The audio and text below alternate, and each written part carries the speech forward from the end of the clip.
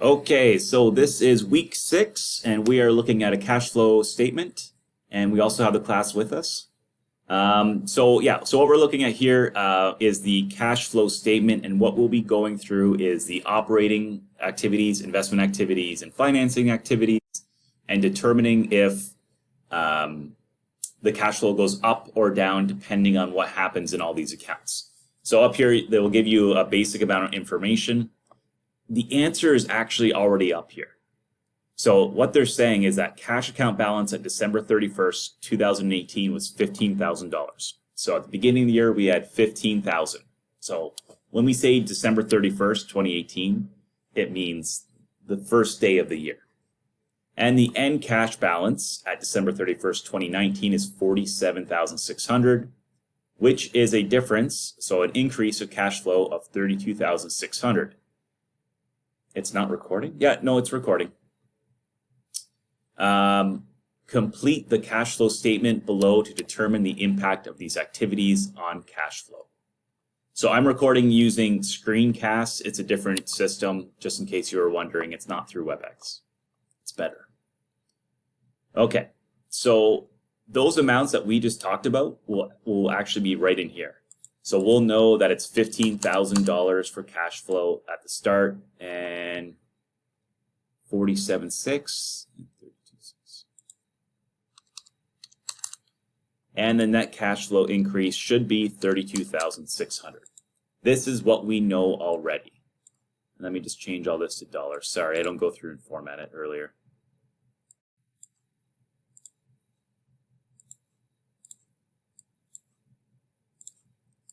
Bear with me.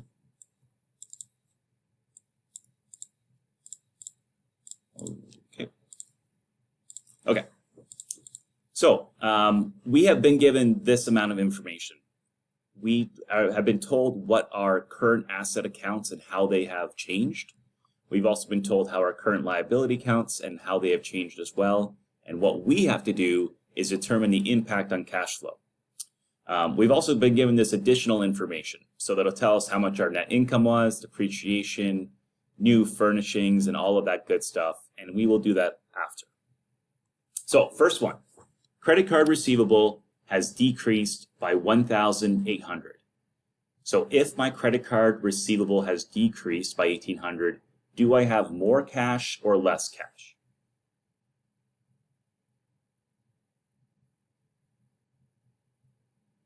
So you can type it in, or you can jump on the mic. What do you think?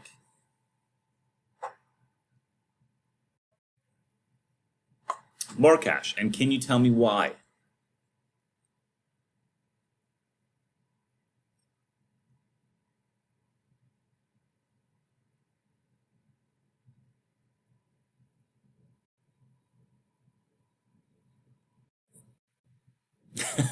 Okay. Okay, so yes, it is more cash. And essentially this is it. Credit card receivable is money that somebody owes you. Accounts receivable, money that somebody owes you. If our credit card receivable has decreased, it only decreases if somebody has paid me the money that they owed me. So therefore, if somebody has paid me the money they owe me, I have more cash in my hand. Credit card receivable, amount somebody owes me. If the amount someone owes me goes down, that means they have paid me. So it would go up $1,800. Now, here's the opposite. Accounts receivable has increased by 2,500. So accounts receivable more has increased, so more money is owed to me than it was before by $2,500. So this would actually be a negative 2,500. So instead of giving me cash, they decided to hold off and pay me at a later date. Now, like we said before, on an income statement, it doesn't really matter. Cash and accounts receivable, either way, it looks good. But when it comes to cash flow, it is a negative because now I don't have that money to spend. Next one is inventories. So inventories has decreased. Lori, do you think cash flow goes up or down?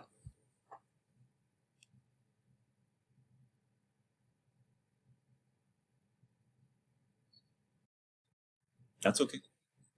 Yep.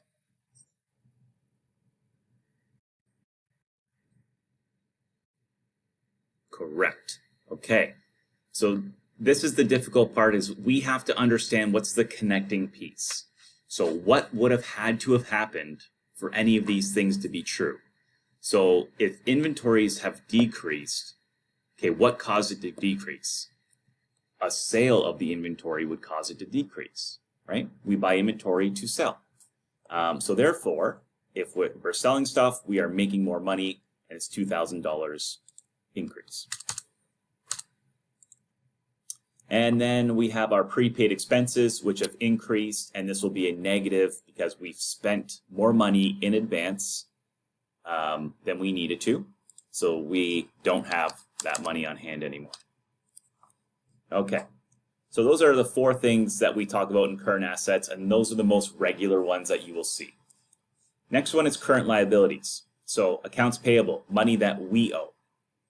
Accounts payable have increased by $4,000. Do I have more money or less money?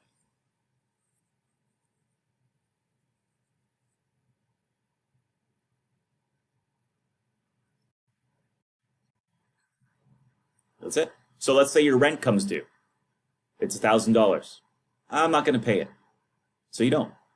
Now you have $1,000 more than you would have of cash, even though, yeah, one day you're probably going to have to pay that rent. You can't just not pay that. So this is an accounts payable. It's increased, which means instead of paying it, I decided to owe more, but that gives me access to the money that I never had to spend. So I have $4,000 of a positive to spend. Now it says accrued payroll payable. Now, if you need to understand what that means, it basically says I've put this money aside to pay people when it comes due. Accrued payroll payable decreased by $4,000.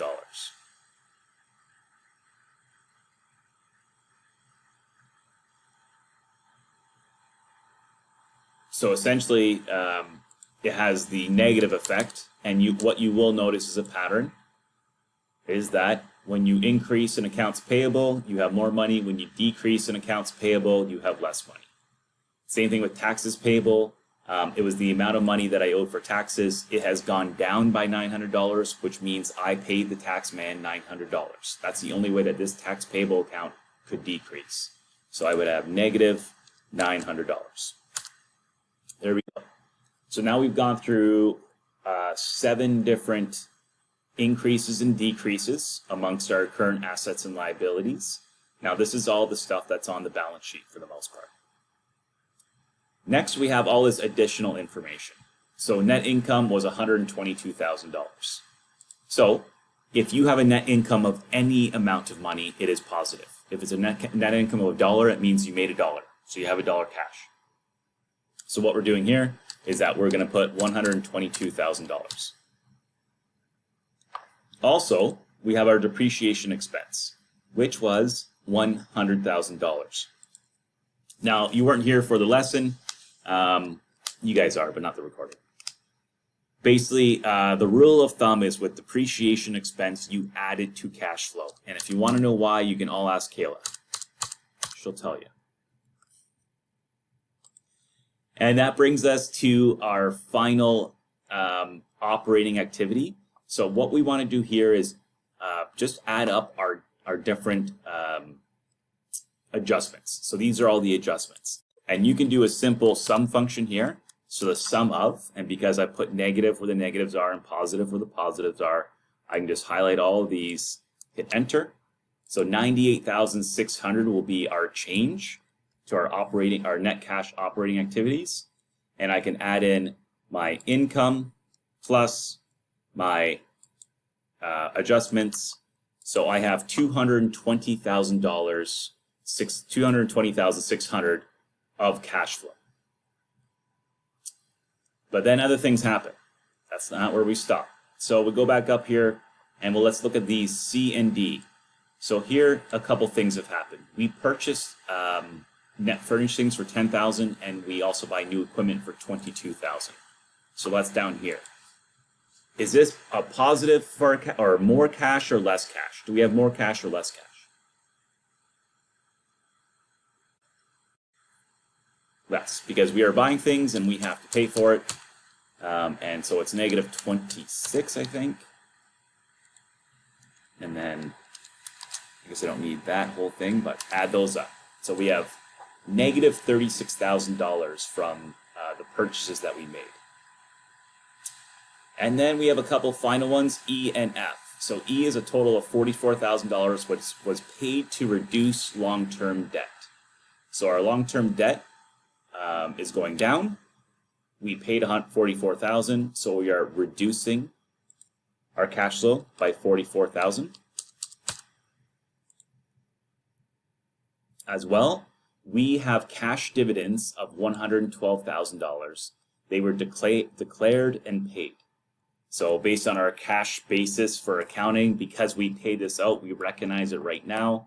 And this is essentially saying all of the money that we may have made by selling shares of our company down the road, all of these people who own it also deserve a portion of the proceeds. So we are going to pay them $112,000, and this is coming out of our cash as well.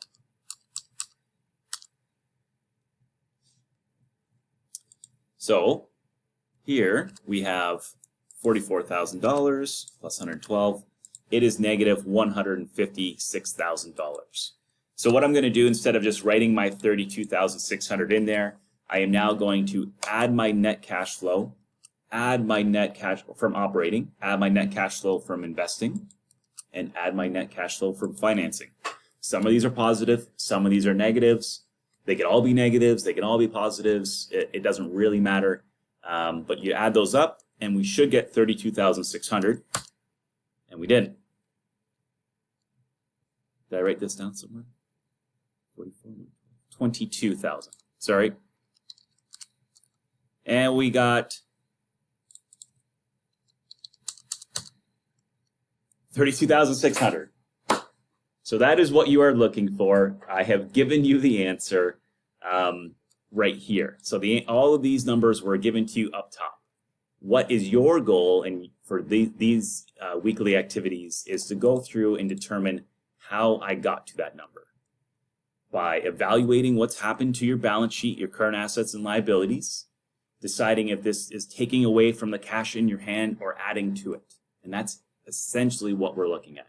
Does this add to cash or does it take away? And as you go through, you get to the final part. And as long as you find this number, then you have done this properly. Kayla, go ahead.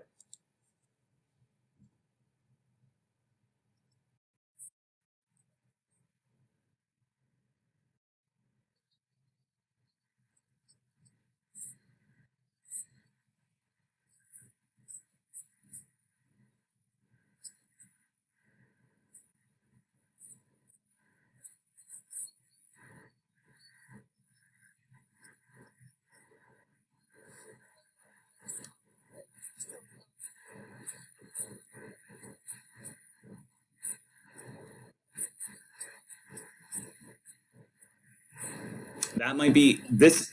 This is the assignment, so that might be a mess up. Oh, I just uploaded that this morning. Okay. Okay, I'll go double check that. Yeah, if there's a $20 value somewhere, that must be a typo. Instead of hitting the 0, I hit a 2. I'll clean that up for everyone. Okay, great. I'll double check that. Okay, so I'm going to stop this video.